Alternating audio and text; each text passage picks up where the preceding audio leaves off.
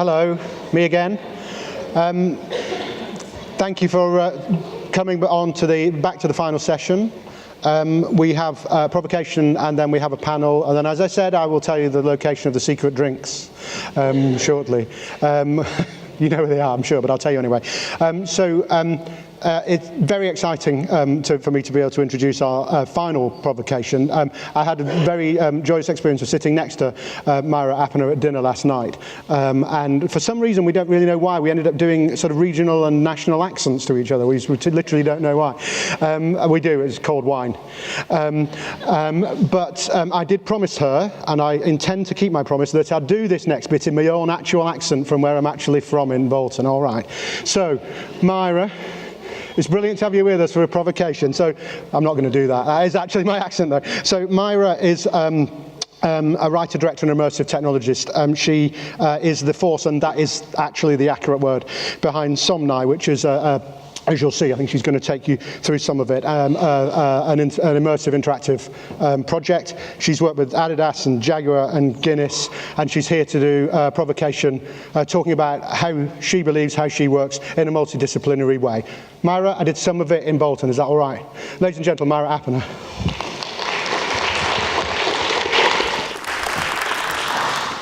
I'm going to do this in my, well, slightly augmented accent, because I'm in front of people. So, hi, how is everyone feeling? Everyone feeling good? Woo. You know, the other day I was thinking about how I was feeling, and I couldn't actually think of the word, but I could think of the emoji, which is kind of strange, maybe a bit depressing, but you know, language is always evolving. So I thought I'd start with a little snapshot of me, sort of character journey, quite complex character journey.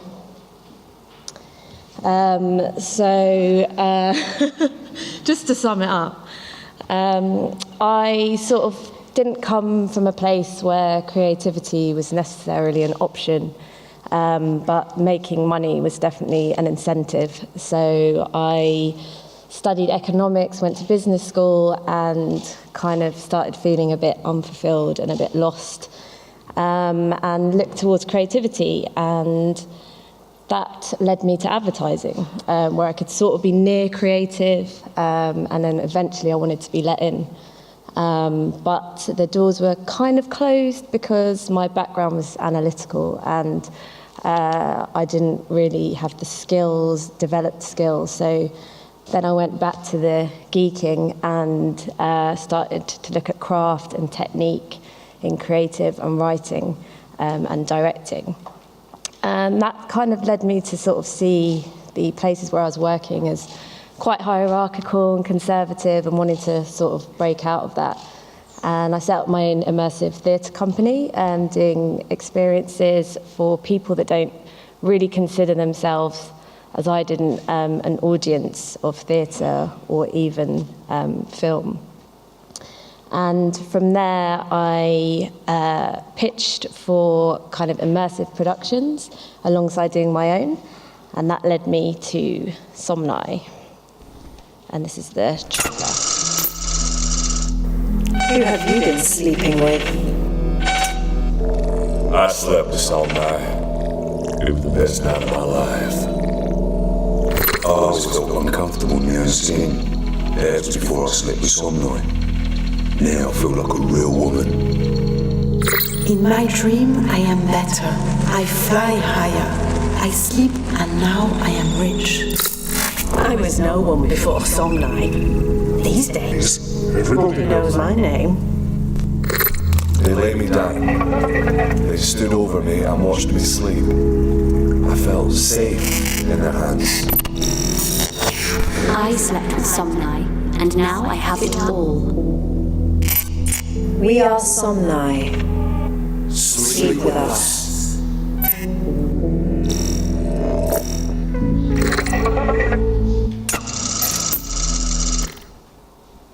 So when you first meet Somni, you meet that advert, and you meet a world of adverts in your real world as you're getting the tube, as you're reading the paper. And they promise you that you can be more, so you can love more, you can earn more, you can be a better person. And if you buy into that, you end up at Somni HQ, which isn't quite what you might expect from the adverts. Somni greets you, and she's a maternal, ethereal character that's slightly strange. She tells you she understands why you came here. All this wanting isn't making you happy. It's time to sleep, and you knows what's going to happen. But before you sleep, you listen to a fairy tale.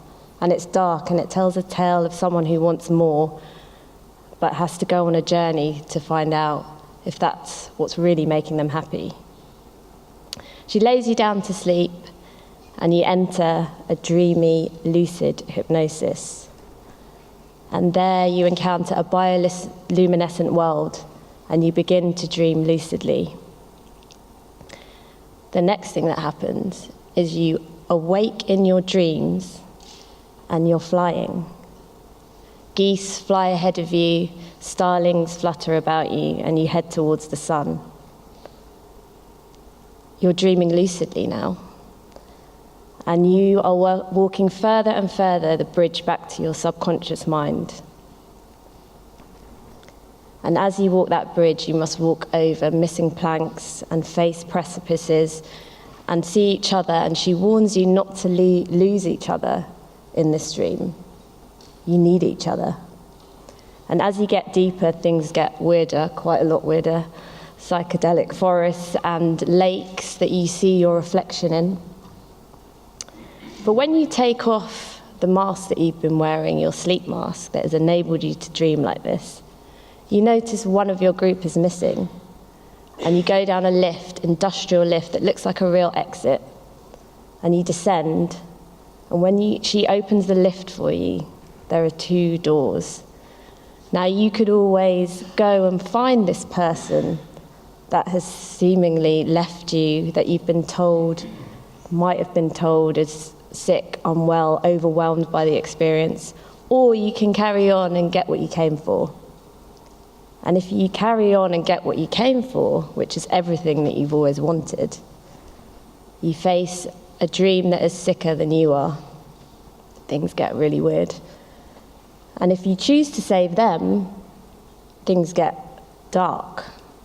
And you're faced with a house of horror where you encounter the fairy story again, and this time you're inside it. You descend deeper and deeper into your sleep, and you lose your way, and Somni is nowhere to be seen. But when you encounter a basement and find out how to get inside, the person that was missing is there and really freaked out, because they've had their own experience, which is very dark. And on emerging, Somni meets you. Well done, she says. You made a choice. You learnt your lesson, because lessons cannot be taught, they must be learned. And there you are promised a dream of death, which isn't to die, but it's to awaken and to start again. And you enter this room, clinical, and you're ready to die. Now, if you chose yourself and you had that sick dream, things are going to get sicker, and you get buried alive. You feel yourself drop down into a hole, and you feel the weight of the soil on your chest. And if you chose well, you arise through the stars into a constellation, and they rain down on you. And at the end, when you awaken, she tells you that she knows more about you than you do. She's been processing all of your data, because she isn't human, she's an AI. But she has spiritually transcended you. And all your data is fed back to you. And you realize your heart rate might have never been as high as it has before. And she tells you to be careful of where you look to find your dreams. So that's the story of Somni. And I'm just going to kind of take you a little bit behind the scenes of that. So where do you start when you're creating something like this? And for me, coming from outside of VR at that point, I looked at the medium from a different perspective, And I wanted to take it out of the gaming space and into something that felt different. So I'd read a lot about out-of-body experiences and embodying characters when you're in VR. And this led me to the theme of transcendence, which is the first challenge when you're working across disciplines, because how does that translate for people? We had lots of far-reaching concepts, and if you imagine a medium where so much is possible, you can literally create any character or visual, and so many different types of interaction. How do you pin that down and create meaningful story and connections? Which took me to the character of Somnai. And to subvert the idea of AI and the idea of spirituality into this character that felt very ethereal and maternal, and could respond to you in a very intimate way, and that plays into the hands of the sort of immersive interaction element of it. And I'll just do a quick video of the exploration of worlds to show you technically how it was done, and then the story and all the other sensory elements like breeze, and odor and sound were layered on top.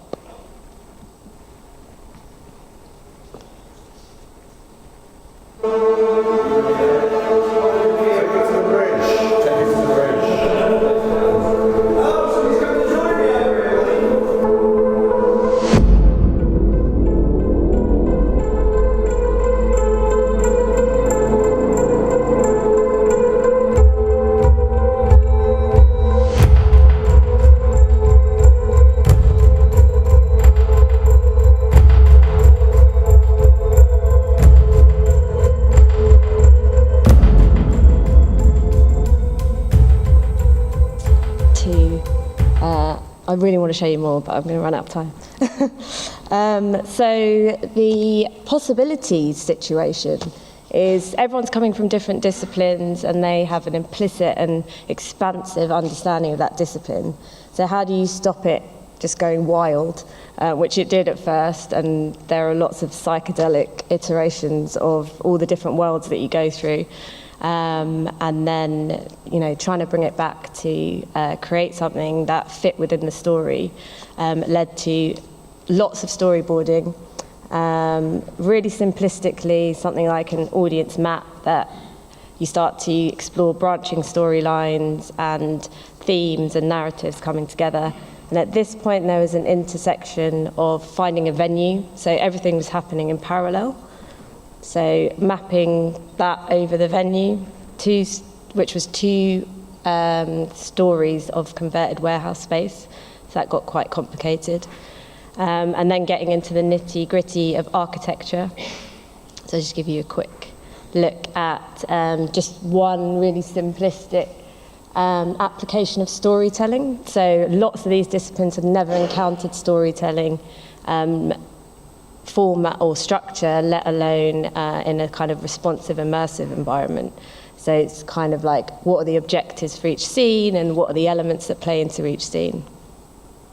Which brings me to the reviews. So varied that the Telegraph kind of slightly condescendingly looked at how millennials were evaluating it. In terms of Black Mirror and Stranger Things.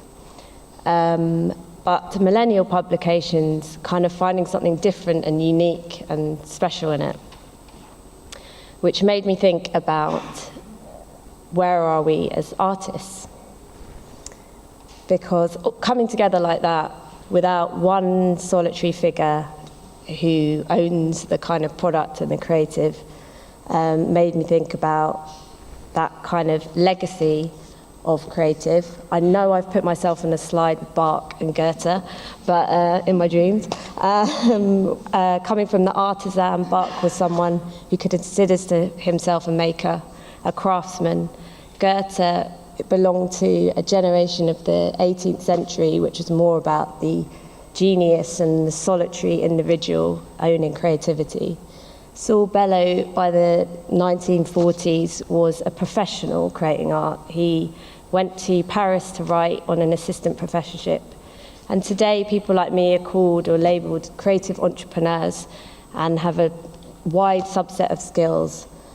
And I heard someone say, has it gone from being 10,000 hours to 10,000 contacts?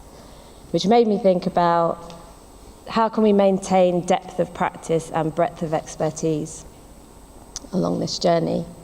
And I think one of the ways we can do that, this is a still from Westworld, which is a big inspiration for me. And the human is always at the center of this, the individual. And I think we need to step out of our circle, step out of our ego, and start looking from the outside with different languages. This is from Arrival, where a linguistics professor, through empathy and communication, saves the day. And it's very interesting to think that the study of languages is starting to show that grammar is innate in all of us. So we definitely have the ability to do it. And this was the feeling that I was trying to capture that I couldn't do through words. Thank you.